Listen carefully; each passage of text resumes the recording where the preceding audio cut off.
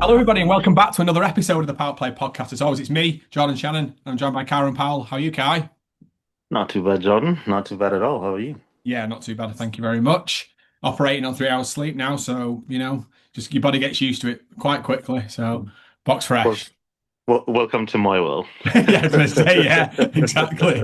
I know exactly how you and Emma feel now. Exactly. We only went to bed probably I think maybe 2:30, 3 o'clock this morning, and I was up again by not seven. I was up again by like 6:30. So yeah. Right, same wave. We're fine then. We both have limited hours. Um, we're going to touch base on obviously the first ODI that took place last night. I know when we spoke about the T20, we felt that they were very winnable. Again, after that, from a batting perspective, I felt they were 50, maybe 40, 50 short, really, to make it, to get that win. Last night, Yeah.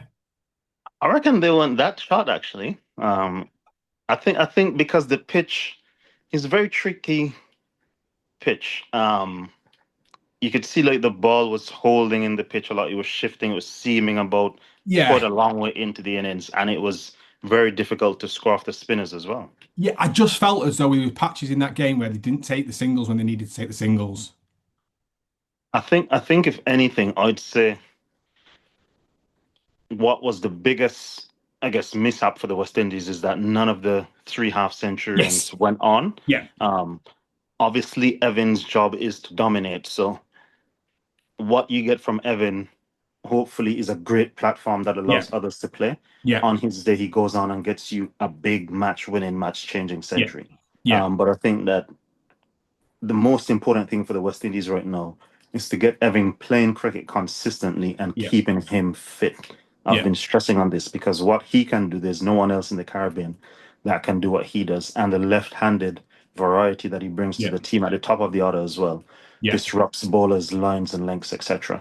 Um, I think Shea and Roston would definitely be disappointed in terms of not being able to carry on. Yeah. Um, whether it is Shea ending up on 100, Roston getting to 80 not out, whatever the case is, but Yeah. being able to marshal one end of the innings and allowing other guys to then play a bit more freely because you've got a set batter on the other end, Well, that and and they that could capitalize at the back end of the innings, the very yeah. last 3, 5 overs. Yeah, and that's where my point about the being, I think 50 might be a bit excessive, but the 40 was because I felt like they missed out on a couple of singles quite frequently in that middle over, and then that 20 at the end when you've got a set batter in. So So ultimately, I'd say if might be they a bit got to excessive. I appreciate Yeah, that. I'd say if they got to 300, judging by how the pitch played, Yeah, because the ball was it obviously it swung a bit earlier, yeah, but it was seeming about up to 20, 25 overs in when the West yeah, Indies bowled. yeah, And obviously from a spin vantage point, the ball did enough. It wasn't, but it was stopping in the pitch. So it was difficult to yeah. play your shots with not only the balls gripping a bit, but it's taking that much longer to get to. You don't know how much it's going to spin, etc. No, So you had to be on the cautious side. And I think, if anything, with the West Indies, Erd is probably not getting Roston and Moti into the attack a bit earlier. yeah. Um, And there's I still mean, two obviously, overs. Roston had still had 2 overs as well. He could have bowled. yeah, yeah. I mean, Moti obviously bowled out his quota of overs, but I'd love to see the spinners come in straight after the power play is done. When the ball is still a bit Yeah, harder, they yeah, can get a bit more grip, a bit more yeah, bounce, possibly drift if there's which there yeah. is at that going a strong You've always prevailing said that a bit breeze. of breeze. Yeah, Yeah, yeah. I mean, because if it seems it's gonna spin, yeah, those are just two things that are gonna happen. But I think what stood out to me more so than anything is that whilst I fully understand that Shea probably was trying to give Jediah Blades the experience of bowling in the back end, and you can only learn by doing it. yes, I think it's sort of a catch-22 thing, and I'm not coming down on Shea because, like, I fully understand. You have to put these players in these situations, yeah, but the West Indies have to win as well. So I think that, obviously, with the World Cup qualification being the first thought in your mind, yeah. I think that Romario Shepherd only bowling 4 overs when he would have probably been the most experienced dead bowler Death ball at in the that point. Yeah, team yesterday. I think that he could have bowled more than 4 overs because he obviously bowled that first spell and then didn't bowl again. Yeah. He But bowled well. having said that, looking at the pitch conditions yesterday, I think that the West Indies, being the home team, need to draft another spinner into the squad. I was just going to Um, say that to you. yeah, because if Shepherd is not going to be utilized, I mean, I think what they will probably do if they bring another spinner is they'll probably drop Jedediah Blades, which I think is the wrong thing to do. I think you keep him. I think you bring in, let's say, an Akil Hussain who can probably bowl, let's say, 2 or 3 overs inside that power play. So you don't lose, let's say, 4 or 5 overs of one of your seamers up front. Yeah. You can sort of split it between a seamer and Akil Hussain, and you give yourself the option of bowling 25, 30 overs of spin Yeah. on a pitch that's aiding and assisting the spinners as well as offering a bit of seam movement. So you have more of a balanced attack in that way. I agree, but I don't know. They haven't picked Akil in the squad. There's only two.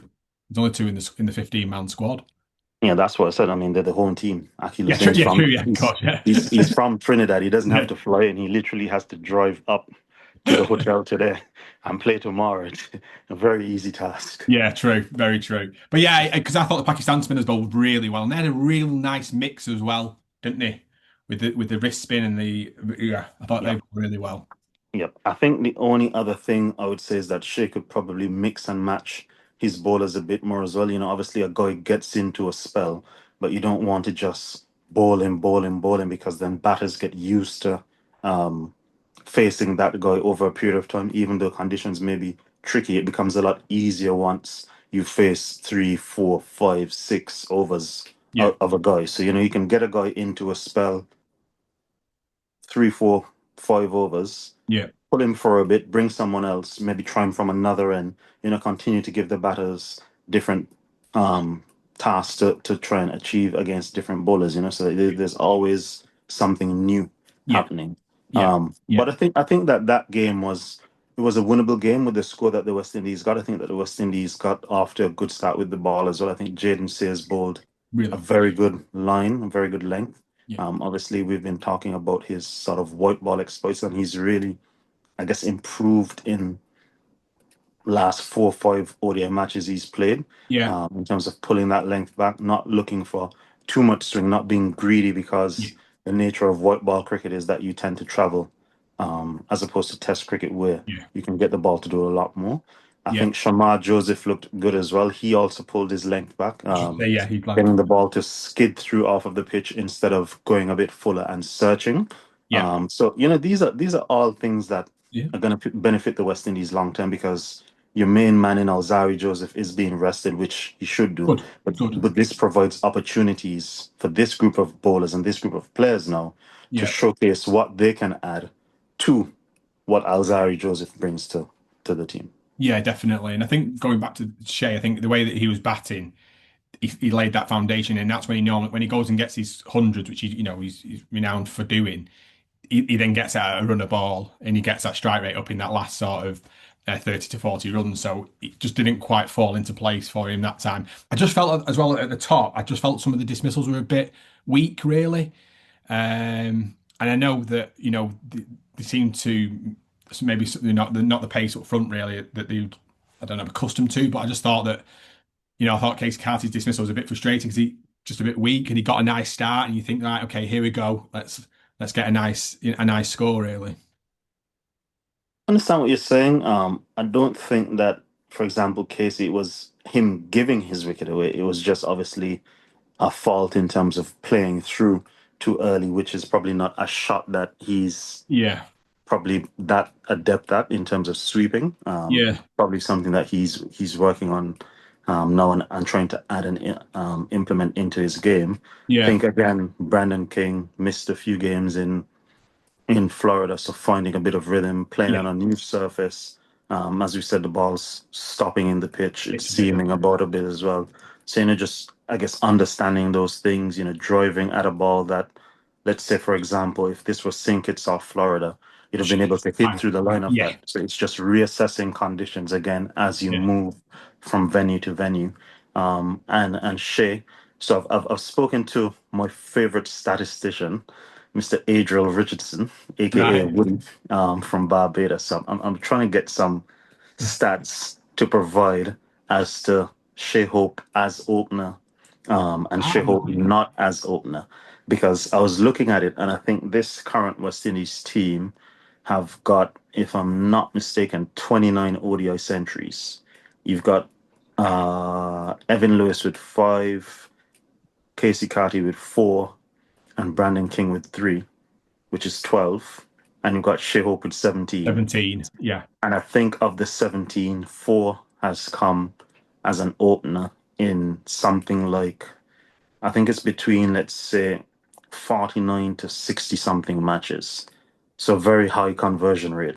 Right. Um, and in ODI cricket, you want your best players to face as many balls as possible, to anchor and marshal that innings while your other players play Yeah. around you. As I've been saying, I think, and I was studying it this morning. I think Brandon King batting at number four in ODI cricket will average over 40 when the ball's not doing as much when he comes in, and he can play. He's a very strong guy, very talented guy. If he He's comes in with a wild, isn't set platform, he's gonna score quickly. He's naturally gonna score quickly, So gonna keep harping on about it, but at the end of the series, I'm gonna do a breakdown as to what I think needs to happen for the West Indies going into the second half of the year in terms of all formats. he? Yeah. What players should the West Indies look to utilize for all formats going forward, and I guess the structure of how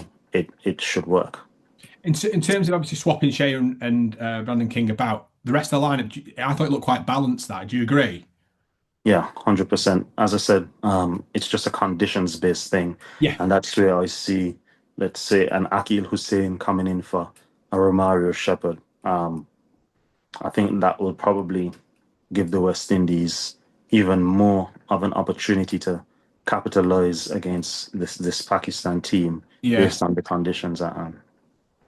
Yeah, definitely. Because the main point that you mentioned there before was about they've got to start winning these games in an ODI format to qualify for the World Cup because it's still going to creep around and you're going to find they've got to find well they've got to creep up to two spots or in 10th, haven't they? They've got to get to eighth.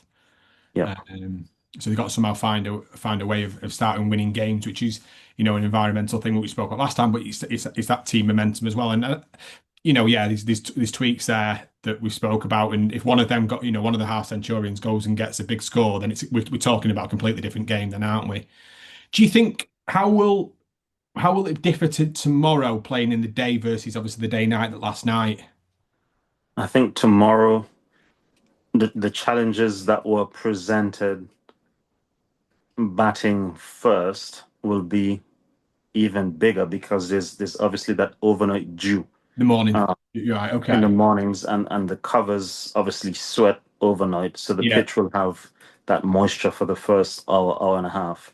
So the right, team that bowls first can really get away and try and get some early inroads in terms of seam bowling and spin bowling, because as I said, if it seams, it spins as well.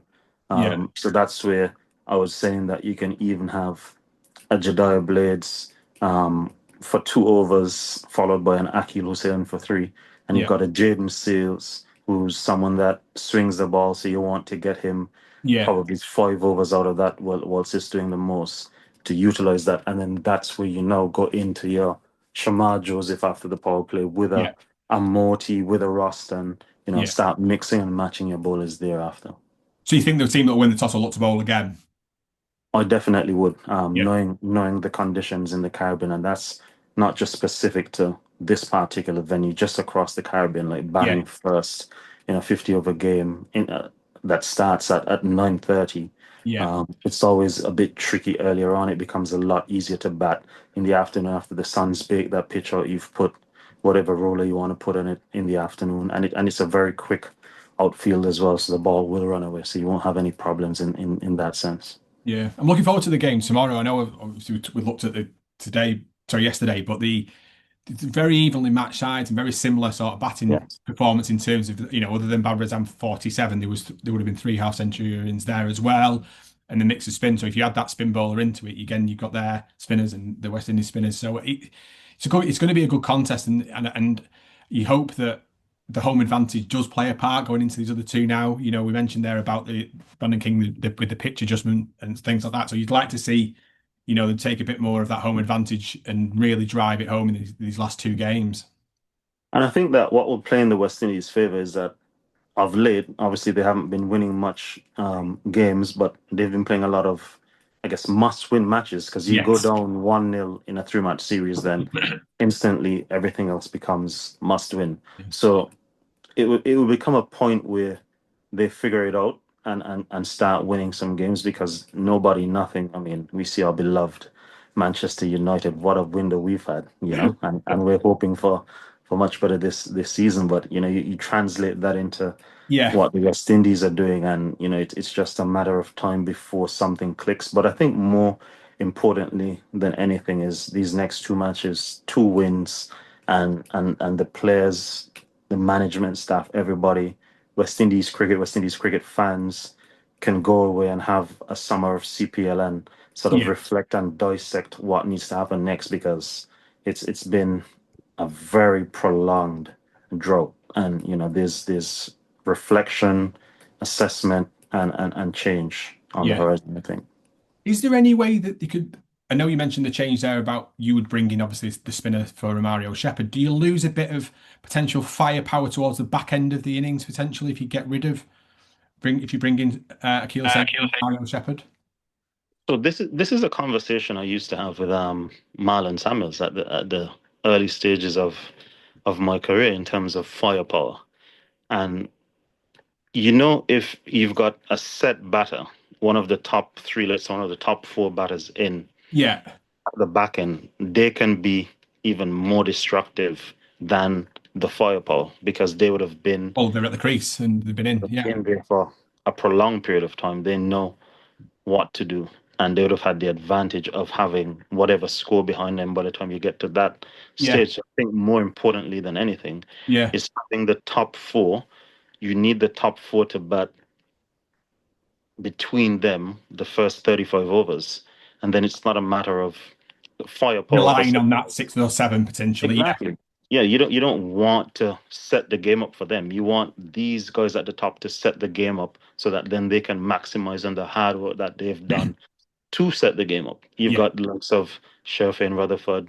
Um, you've seen Roston in the T20 series when he went to bat at three, what he could do. Yeah. Yeah. Morty has been hitting the ball well. Akil Hussain won't be a slouch. So it's not, obviously, I think Romaro Shepherd is a very good cricketer. Don't get me wrong. I'm not Yeah. saying that he shouldn't be in the team. I'm just saying conditions based, specific to what is happening here. That is the change that I would make. Yeah, no, and I totally see your point, I'd have to agree with you on that. It's just a point that, that people do like to speak about having that back end firepower. But what you mentioned there at the top is right. Yeah, hypothetically, if one of the half centurions went and kicked on there at that point, then they'd be batting with whoever 100 not out, and they'd probably seen it like a beach ball. So it doesn't. Yeah, I'm totally with you on that point. Totally with you on that point. But we'll have a look at. I am really looking forward to when you mentioned there at the back end of the series speaking about this analysis between positions and things because it's going to be really interesting to see that really, and that's when it might only be that little tweak in the team lineup, but then takes again that then gives you that finer balance between becoming winning games consistently as well, which is the key, consistent. So 100%. looking forward 100%. to that. Looking forward to it, definitely. Right, well, have you got anything else to add? Short and sweet today. Short and sweet, in and out. Have a great weekend. Go and enjoy the cricket, all the people in the Caribbean, in Trinidad. To you, Jordan, I hope you get some rest, but I highly likely doubt that will be the case. But at least we got Sheshko, so there's nothing for you to worry about there. Exactly. We can enjoy the game against, well, it's the pre-season game against Fiorentina currently taking place. And So, I've heard that I could be a believer pretty soon. So yeah, I should play that voice note that you sent me singing. Might just reduce the viewers, so that's the only problem. don't scare our fans away. Well, yeah, keep liking, keep subscribing. We really, really, like I said, I keep appreciating all the comments that we're getting and the conversations. What do you think to the lineup? what do you think about my comment in terms of the firepower and what Kieran's saying at the top. Let us know what you think. It's brilliant to get your thoughts, and Kieran will bounce them back to you. And just to finish as well, we are looking at going to be doing a Q&A with Kieran over the next couple of weeks, and so we'll keep an eye on our socials for when we plan on doing that and get the questions in. So speak to you all soon, and thank you for joining us for another episode of the PowettPlay Podcast.